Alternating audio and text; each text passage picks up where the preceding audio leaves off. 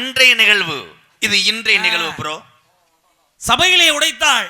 அவள் உடைத்த சிலம்புல இருந்து மாணிக்க பறவை பரவியோடியது. கோப்பெருந்தேவியோட சிலம்பை உடைச்சாங்க. அதுல இருந்து எண்ண பறல்கள் பரவியது. கேள்விக்கு மதுரையை பரல்கள் என்றால் நாட்டு மக்களுக்கு ஒவ்வொருத்தருக்கு தெரியாது ஐயா. முத்துக்கள் அப்படி செப்புங்கள். டேய் டேய், தாங்கள் செப்புங்கள்.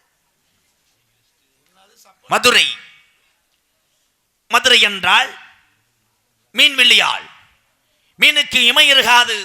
அதுபோல் மீனாட்சி நம்மளை பார்த்து கொண்டு காத்து கொண்டிருக்கிறார். மதுரையிலே ஒரே ஒரு கணவன் 5 பேத்துக்கு அலியா பத்தினி. அது இல்லையா? அது மகாபாரதம். சரி சரி, கேட்டுக்கிறோம்ல, படபடன்னு வருதடா. இருக்கட்டும். கண்ணகி இங்கிருந்து போகும்போது இலவச பஸ் இப்ப இருக்கு, அப்ப இல்லை இல்லைன்னு சொல்ல வரேன்.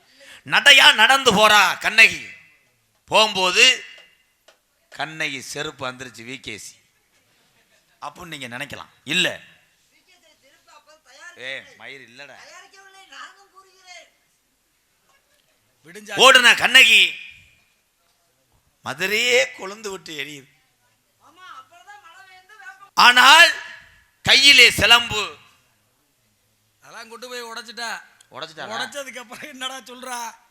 5 மணியா தான் சொல்ல மாட்டாங்க. இல்ல 5 மணியா தான் சொல்ல மாட்டாங்க.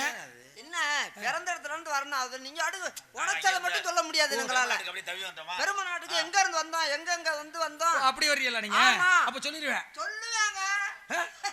சரி தம்பி, உங்க கேள்விக்கு பதில் சொல்லுவேன். சரி அப்ப சொல்லுங்க. கண்ணகி போய் உடைச்சால சிலம்ப. ஆமா.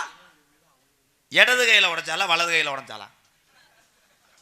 நாய வேணும்னே சொல்லுவானா?